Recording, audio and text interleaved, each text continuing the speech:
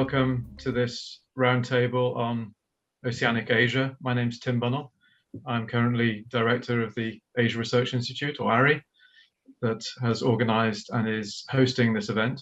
So quite a bit has already been done on oceanic spatialities and temporalities at or through ARI at various points, but much more remains to be done. And I'm delighted that today's event has brought together such an exciting mix of scholars to deliberate, amongst other things, where next to channel these conversations and intellectual currents.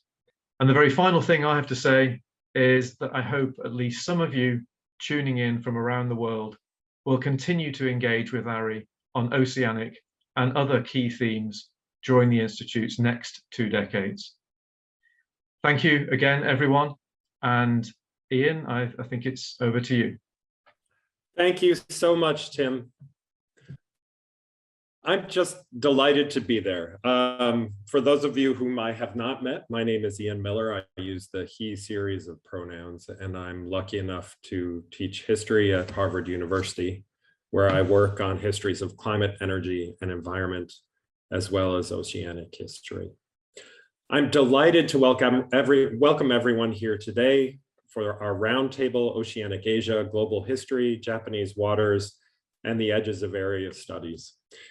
It gives me great pleasure to introduce our panel and to introduce today's speakers.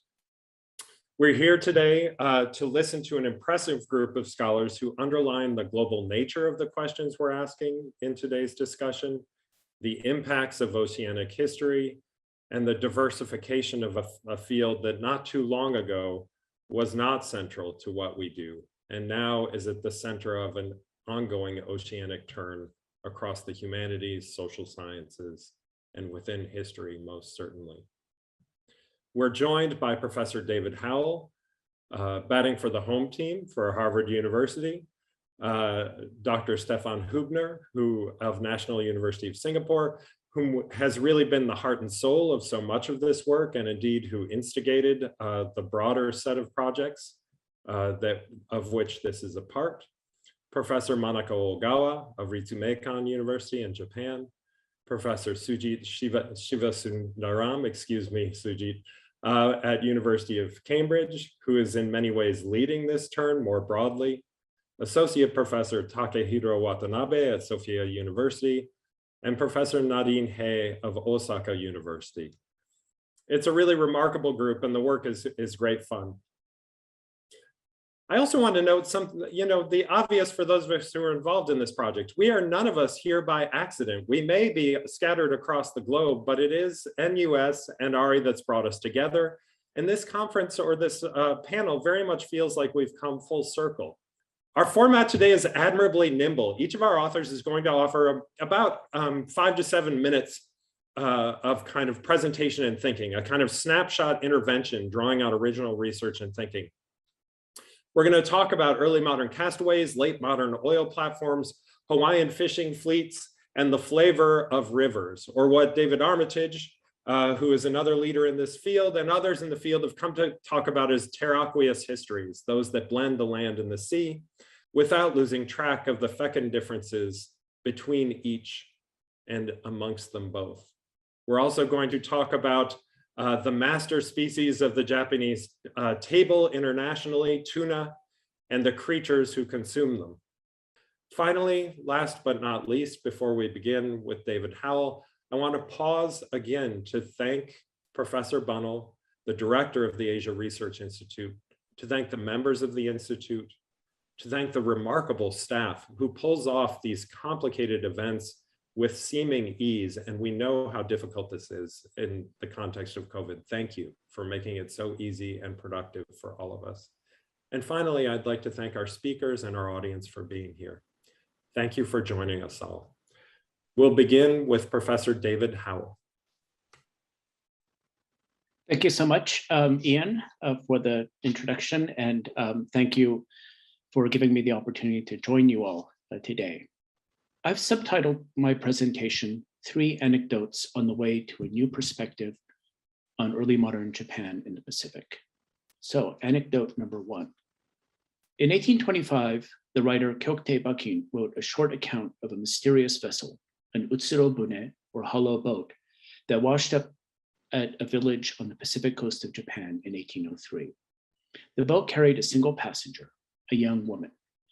You can see the woman and her boat on the slide. The villagers could not communicate with her, but they decided that she must have been a princess exiled by her father for having an illicit love affair. They speculated that the wooden box she clung to held the severed head of her lover. They did not know where she had come from, but they supposed she was probably from Russia, or perhaps Bengal, or even America. After a few days, the villagers sent her away, and so she disappeared, her fate unknown. Baking's story is fiction, but at the very least, a similar account was in circulation in 1815. So there is a kernel of folklore, or who knows, maybe some kind of actual incident behind it.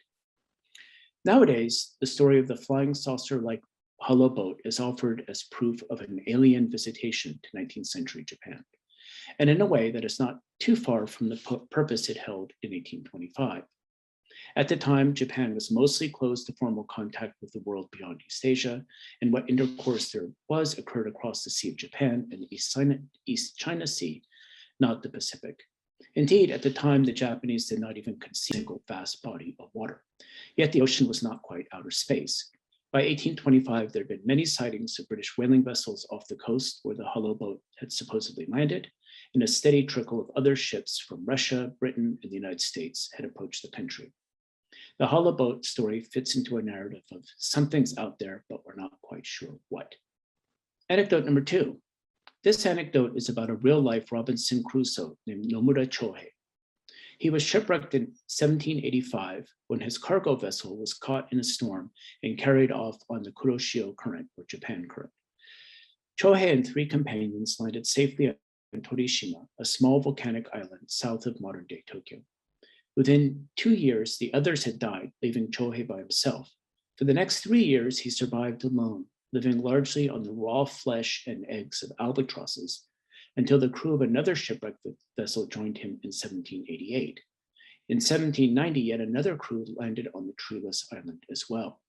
After several years of not seeing any sign of passing vessels, the men decided to build their own boat and try their luck at sea. It took them almost 5 years to construct a seaworthy craft out of wood and scrap metal salvaged from shipwrecked vessels and flotsam. Finally, in the summer of 1797, the 14 surviving men set out and, after a few days at sea, made their way to Aogashima, a small inhabited island about 225 kilometers to the north. Chohei returned to his home village just in time to crash the memorial service for the 13th anniversary of his presumed death. Nicknamed Mujinto Chohei, Desert Island Chohei, he made a living on the lecture circuit, telling the tale of his long adventure. Anecdote number 3. Nakahama Manjiro, also known as John Manjiro or John Mung, returned to Japan in 1851 from a decade spent mostly serving on American whaling vessels. Manjiro and 4 companions were shipwrecked on Torishima in 1841, 4+ decades after Chohei's escape from the same island. They were rescued by an American whaler and taken to Honolulu, where Manjiro's companions remained while the young men continued on to Massachusetts and his future career as a whaler. Manjiro and his companions spent 143 days marooned on Torishima before being rescued. No doubt they were lucky to have been saved at all, but the heavy traffic of Western whaling vessels in the North Pacific facilitated their rescue. Western whalers did not begin to hunt in the waters near Japan until the 1820s, by which time their success in killing so many southern whales forced them to look to the North Pacific for new populations to exploit. That is why Chohei languished on Torishima for years without seeing any ships, and Manjiro was rescued after about 20 weeks. A new perspective. A conventional and certainly not unreasonable way to make sense of these anecdotes would be to relegate the first 2, the hollow boat and the Japanese Robinson Crusoe, to the realm of the prehistory of Japan's engagement with the Pacific and begin the narrative with a charismatic castaway like John Manjiro, who in his career after repatriation contributed importantly to Japan's engagement with the Pacific as a site of economic and geopolitical importance. And sure enough, Manjiro is famous, as are a handful of others with similar stories, while my other subjects have been mostly forgotten. From an early modernist perspective, a conventional and certainly not unreasonable approach would be to focus entirely on the hollow boat as evidence of just how alien the Pacific was to Japanese people at the time. A surprising thought considering that the country is, after all, an archipelago in the Pacific. But perhaps not so surprising after all, given that the only direction worth looking toward was the West, where the treasures of China, Korea, and Southeast Asia lay. The problem with these conventional and certainly not unreasonable approaches is that they serve to reinforce ingrained ideas about Japan as isolated from or engaged with the outside world. The ocean is a plot device in the narrative of shutting Japan off from most contacts with the West on the one hand, or in getting a few prescient manjiros to North America where they could see firsthand Japan's modern destiny on the other.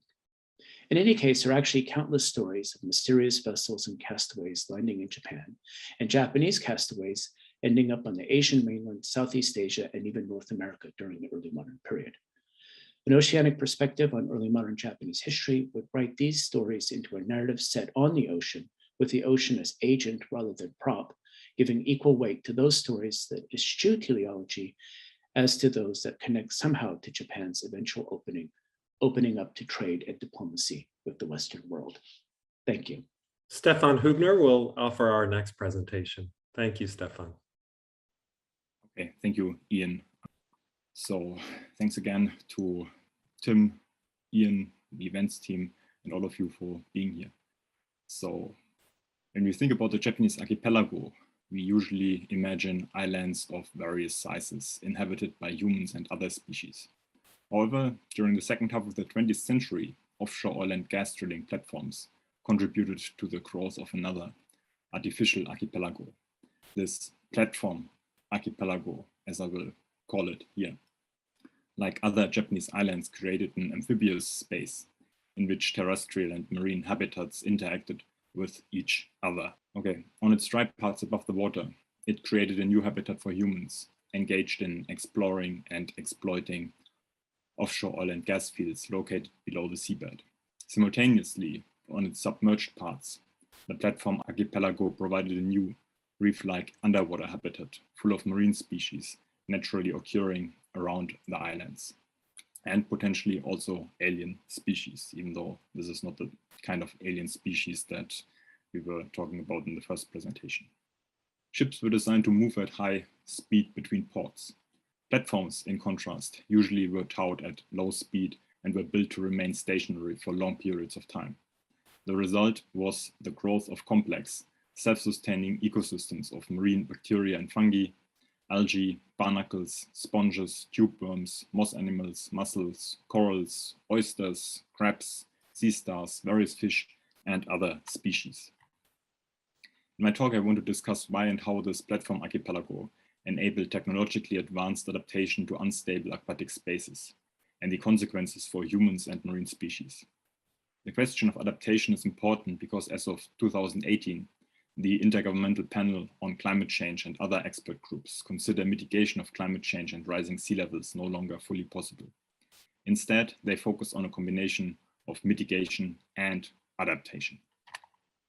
So to begin with the provocative part of my talk and my first point, many of the present critical academic claims of never before seen global scale technological helplessness and imminent disaster because of climate change and rising sea levels need to be understood in the framework of preceding state-driven terrestrialization processes that were based on land reclamation and a corresponding global mindset in which water represents an element of fear and disaster.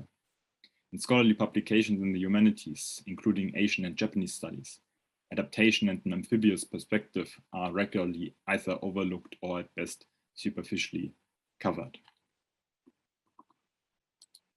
During the 20th century, the imagery of modernization and development meant that Japanese and other government officials increasingly associated amphibious architecture with pre-modern, low-tech solutions. In contrast, technologies of terrestrialization, like large hydroelectric dams, flood walls, dikes, and pumping stations, enabled large-scale land reclamation processes by removing floodplains and preventing perennial river and coastal floods. They promised a terrestrial form of state-led irrigation, urbanization, and industrialization at home and in colonial empires, including the Japanese Empire. After World War II, leading Japanese dam experts continued their careers abroad. I therefore argue that the 20th century, and its second half in particular, marked the moment when large parts of the world, including Japan, had shifted to a normative understanding of human habitats that centered on technologies of terrestrialization. However, the situation changes if this dominant mindset is left and the focus is shifted from technologies of water control and removal to technologies of adaptation and vulnerability reduction, which can also count Japan's waters among its birthplaces. In the late 1950s, oil platform construction turned into a new business model for Japanese companies, similar to Singapore during the late 1960s. So some of the things that I say can also be applied to Singapore. Such platforms constituted amphibious alternatives to technologies of terrestrialization. In the same sense, large-scale proposals for the urbanization of Tokyo Bay, such as star architect 𝐀𝐁𝐒𝐓𝑑𝐀𝐂𝐓 from 1961 and US designer R. Buckminster Fuller's from 1966, which are depicted here, can be seen as counter-proposals to large hydroelectric dams, since they propose the human habitat elevated above or floating on the bay surface, instead of using technologies of terrestrialization for a land reclamation process. During the following decades, and through much smaller designs, floating and elevated structures proposed or adaptation to unstable aquatic spaces. After all, Japan's coastlines remained prone to tsunami, which caused the Fukushima nuclear accident in 2011. Architect Kikutake Kiyonori afterwards stated his opinion that his floating designs would have reduced vulnerability and withstood the disaster, which contributed to a global debate about floating nuclear power plants. This global dimension of the adaptation topic was again discussed in April 2019 at the United Nations Roundtable on Sustainable Floating Cities, so to speak.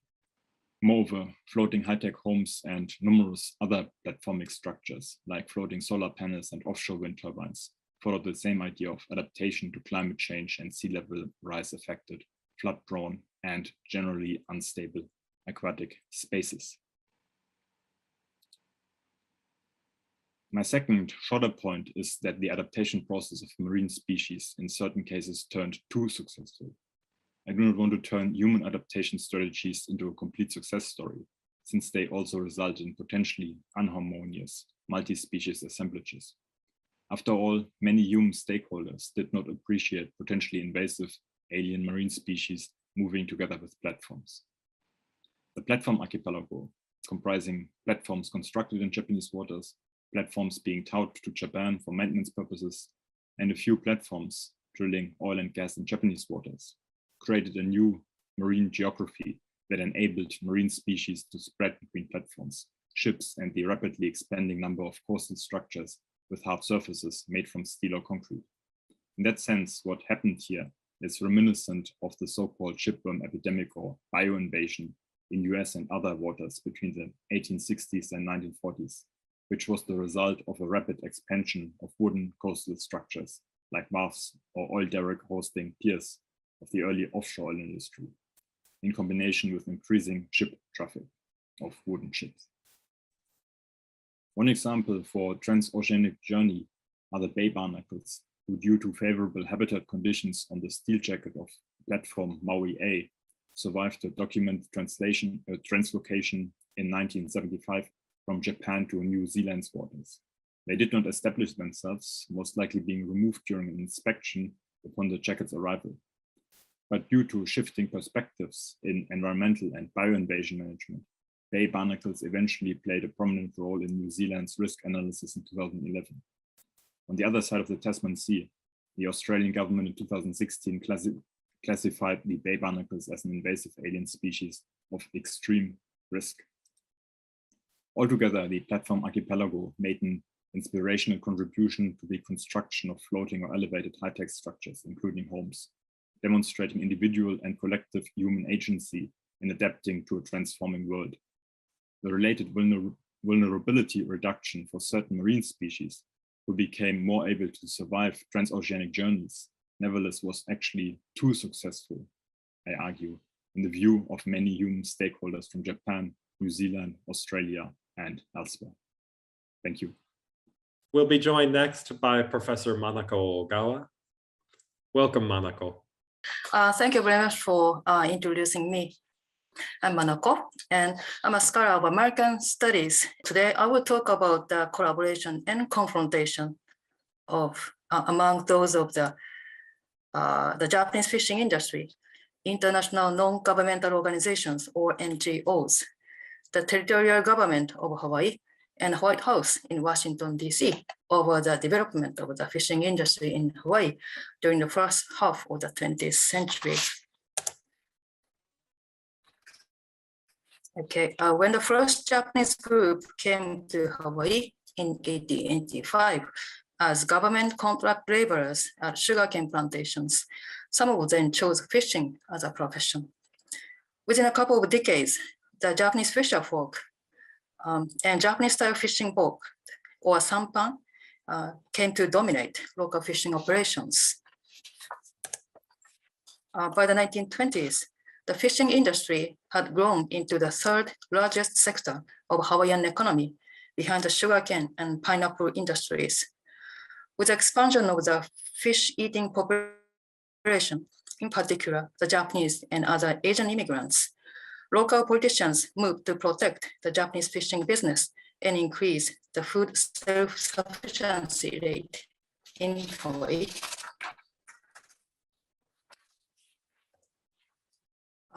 Hawaii also had another favorable wind to facilitate collaboration with the Japanese. Since the 1910s, Hawaii had a rise of internationalist movements inspired by the establishment of the League of Nations after the devastation of World War I.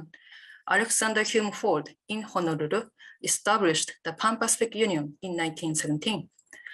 With a strong self-consciousness of Hawaii as a crossroad of the Pacific, the Pan-Pacific Union hosted international conferences on a variety of topics attended by many specialists from Asian and Pacific nations, including Japan. By using his personal connections with Japanese leaders, Ford urged Territorial Governor Lawrence Judd to invite Mikimoto Kokichi, a pioneer of the cultural pearl industry in Japan. Because pearl oyster leaves were discovered in Hawaii in the 1920s, Hawaii needed technical assistance from Mikimoto for the purpose of establishing its own cultural pearl industry. However, Mikimoto turned down the offer to start his business in Hawaii because a new adventure in Hawaii seemed not profitable. But such Hawaii-Japan collaboration shows that the local political and economic leaders of Hawaii took a favorable stance toward Japan to stimulate the local fishing industry. Such a positive attitude toward Japan was not widely shared in Washington. In particular, President Franklin Roosevelt and the US military were eager to suppress the Japanese at sea. The US military suggested that Governor Joseph Poindexter of Hawaii prohibit fishing by Japanese aliens because they would conduct espionage for Japan in case of war. Governor Poindexter disagreed. He wrote a letter to President Roosevelt that the exclusion of the Japanese fishermen would jeopardize the territorial economy. But the Roosevelt administration set up a new regulation requiring that only American citizens could own a boat of 5 gross tons or more and engage in commercial fishing as captains. Complying with this rule, US customs officials seized 19 Japanese sampan boats in February 1941. After fierce lobbying by local political and business leaders in Hawaii, all the sampan boats were released by October 1945. When Japanese naval airplanes started bombing Pearl Harbor in Hawaii in the early morning of December 7th, 1941, some of the Japanese fishermen were operating off the coast of Oahu, and they lost their lives due to attacks from US airplanes. Many other fishermen were sent to internment camps in Hawaiian chain and the mainland US. A few hours after the Pearl Harbor attack, Governor Poindexter placed the entire territory under martial law. The military government prohibited people of Japanese ancestry from conducting fishing activities because their presence at sea was deemed a threat to national security. But the territorial government and local politicians repeatedly demanded normalization of the sea and often confronted the military. The political maneuvering over the liberation of Hawaiian waters ended on July 10, 1945, when the US Navy lifted almost all of the restrictions. Japanese fisher folk were finally licensed to go fishing with their ID cards, although they are not permitted to operate as captains until the end of the war. Here's what the conclusion is. The political and business leaders of Hawaii constantly supported the Japanese fishing operation to feed the local population. In addition, Hawaii-centered international NGOs stimulated personnel and information exchanges between Hawaii and Japan. As I mean in my brief presentation, the disagreements between Hawaii and Washington strongly reflect the tremendous changes in the political and economic environments of the Pacific during the first half of the 20th century. Thank you very much. Next, we'll be joined by Professor Sujit Sivasundaram from University of Cambridge. Welcome, Sujit. So what I wish to do today is to consider Japan and oceanic history from the perspective of my earlier work on Sri Lanka, and as a Sri Lankanist working on the wider Indian Ocean and the Pacific Ocean, though not directly on Japan.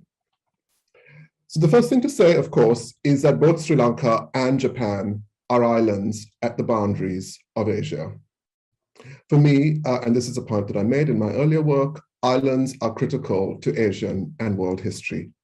They have been laboratories for experiments of state-making, for reform, for science, for programs of modernity.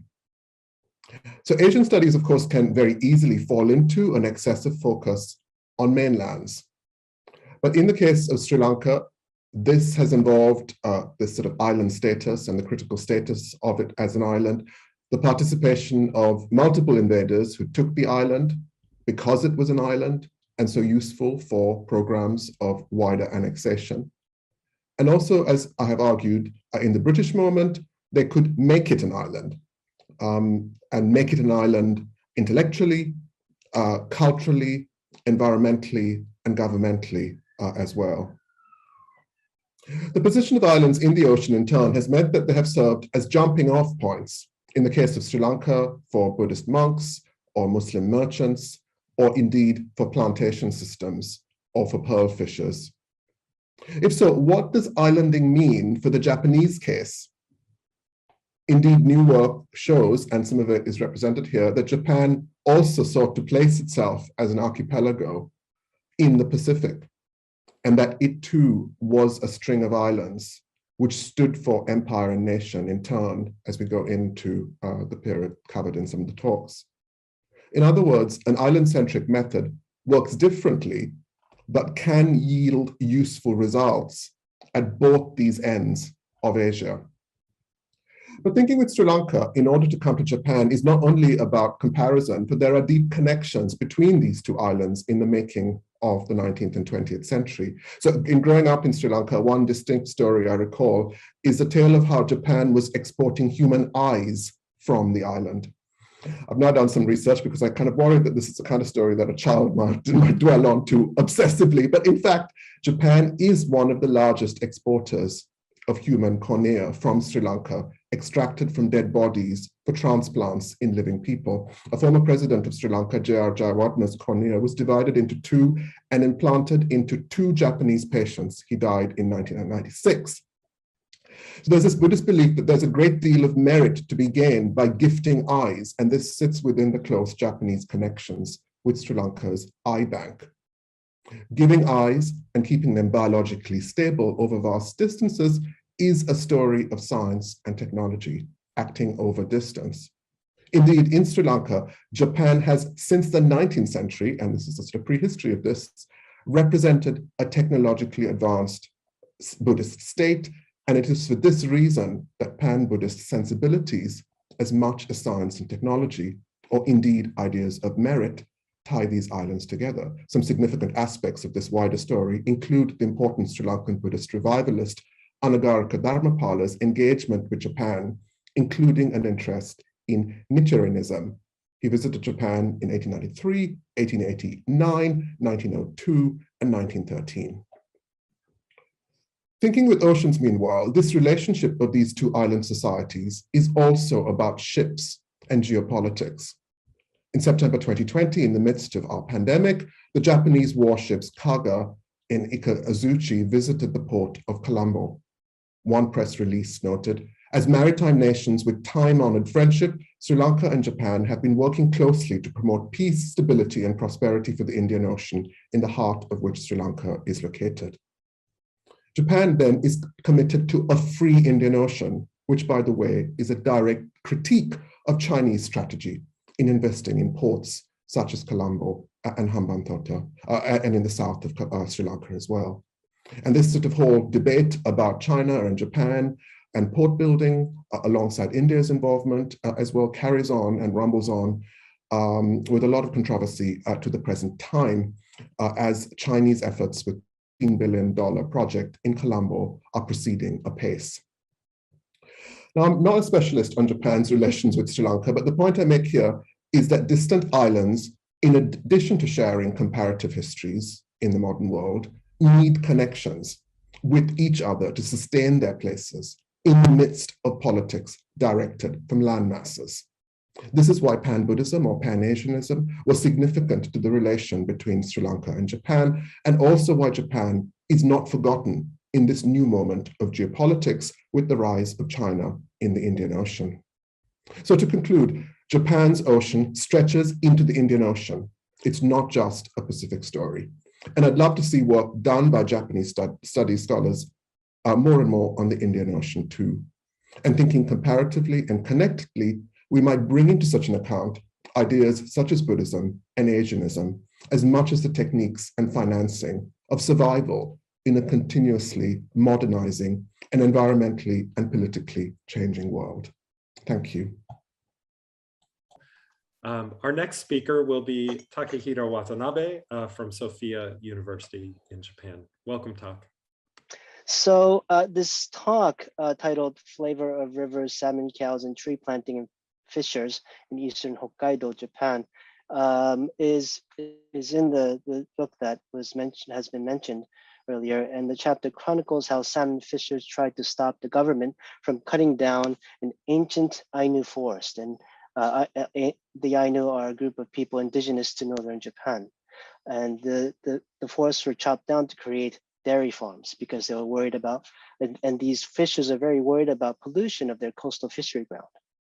And although they failed to stop the government, they began to plant trees and help establish a government regulation that required the agricultural sector to construct riparian buffers, which are wooded areas along rivers. So let me briefly talk about how I came across this topic and also discuss a few themes along the way. So I heard about fishers planting trees in Hokkaido during my research on the wildlife conservation of black-stemmed fish owls, which are one of the largest owl species in the world. And these owls are threatened with extinction due to the loss of old growth riparian forests.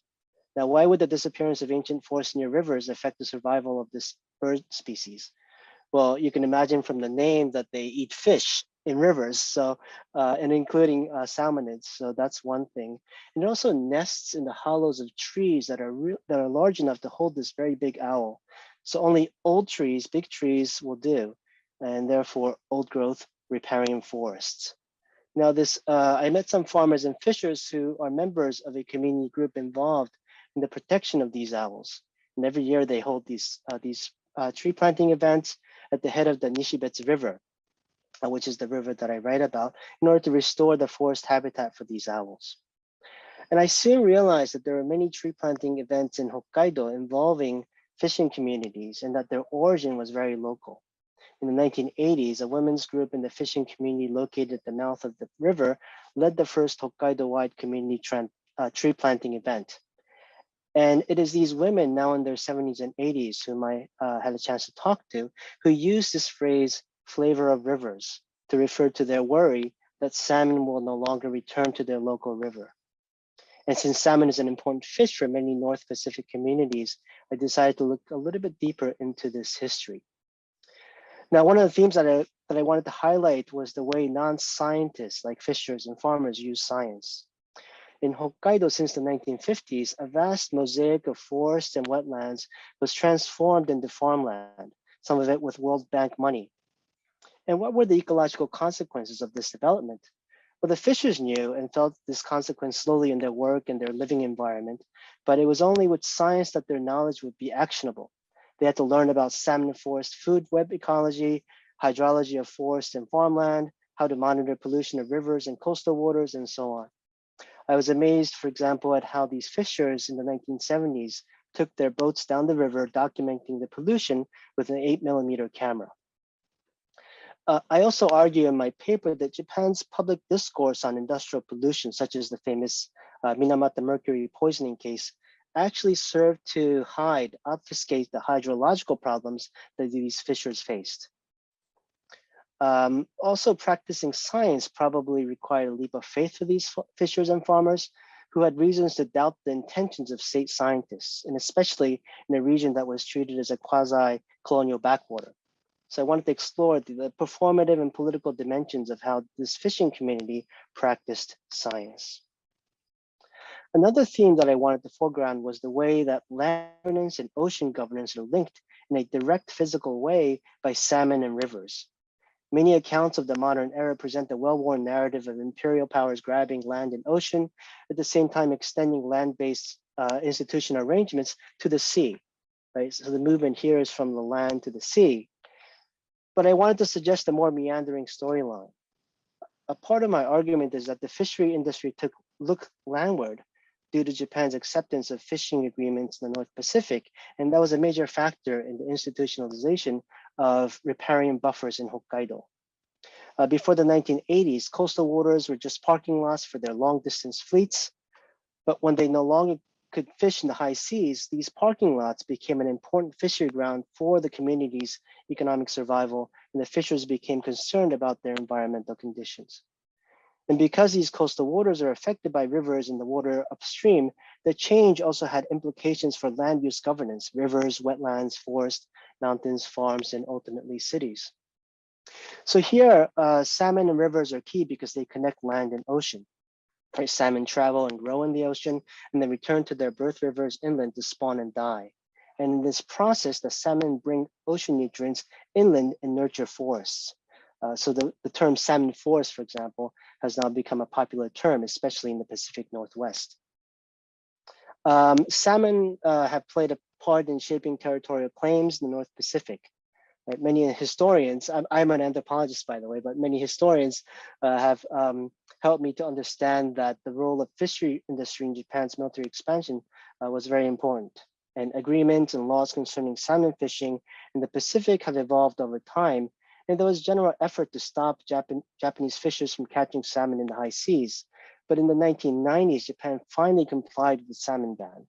And it is said that Japan now supports this ban in order to protect their own hatchery salmon from foreign fleets. Right? Such protection is given by this UNCLOS article that says states in whose rivers anadromous stocks originate shall have the primary interest in and responsibility for such stocks. So the phrase flavor of rivers that I use in the title is not only about river pollution. The phrase also echoes the economic and political interests of Japan's fishery industry in the high seas. The fishers are claiming a kind of ownership over the hatchery salmon, the salmon that are going in swimming in the Pacific, and they become a kind of hybrid avatar of Japanese capital, of science, of nature, and state-directed fishery management. I'll end it here. 9 minutes. Thank you. Thank you, Tak. Our next speaker will be Professor Nadine Hay from Osaka University. Welcome, Nadine. So I did actually choose to reflect a bit more broadly on oceanic issues and not concentrate on my chapter contribution to the volume we are editing. In the piece of art, you can see here how Hong is playing with common patterns of mapping the world. Usually continents, territorial territories are the center of attraction. We see oceans. This corresponds to what Elisabeth Mang-Borghese claimed, I quote, "The oceans are a great laboratory for the making of a new world order," unquote. She was among those that helped establish the United Nations Convention of the Law of the Sea, which was enacted in 1982. The international resolution established that zones of 200 nautical miles, so-called exclusive economic zones, could be subsumed under national jurisdiction by coastal states, with the latter having the sole right to exploit the zone's resources. And we already heard a little bit about this in Tax Talk. This process has been identified as a change in the historical quality of ocean space. Today, I will reflect a bit on oceanic space and time based on my work on tuna. Oceans of ink have been spent on how to narrate, label, and periodize so-called modern history. I argue that the territorialization of the ocean was one of the most crucial turning points in the 20th century.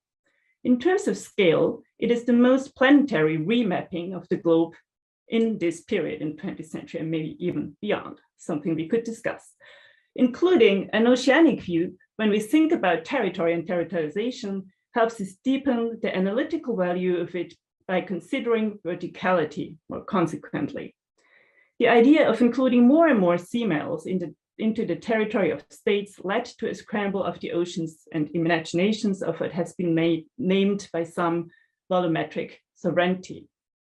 Fish and fishing regimes played a crucial role in this process. Territorialization of the sea was at the same time pushed and undermined by a fisheries regime and a fish regime. What do I mean by that? Fisheries always have been about more than just about fish, part and parcel of attempts to gain volumetric sovereignty by territorializing the sea, aimed at capitalizing its resources, as both the surface and the vertical dimension were linked to geopolitical considerations. The competition for access to fish, on one hand, led to the creation of new fisheries management systems through technocratic solutions and the law of the sea as a new legal framework. On the other hand, these new regimes were simultaneously undermined and reformed by the fish they hunted and the ecologies they lived in. Territorialization was in that sense both determined and undermined by an ecological regime. So we can define regime both as a form of human being statehood and what has been used for ecological regimes within the natural sciences. Due to its particularly rich fishing grounds regionally, the Indo-Pacific became one of the largest fishing grounds in the world. The race over marine resources in this region increasingly involved resource nationalism among newly emerging Pacific island states who claimed their national right over marine resources in their coastal waters. Both the United States and the Soviet Union competed with Japan for fishing rights and access to the newly emerging nation states' EEZ's fishing grounds. What you can see here is that a specifically regional geography was the base of an international scramble for oceanic resources. And I think perhaps along the line, or also slightly different than Sujit did put it, that Asian studies as a field can contribute in reconsidering specific regional oceanic geographies. So for me, particularly, what I would call the Indo-Pacific and as well the South Pacific would be very important. But I will come to my next thoughts, namely the question, how does this relate to the issue of time? Marine resource enclosure and extraction regimes can be placed within the transformation that has been called the Great Acceleration, and thereby could be seen as an anthropogenic phenomenon.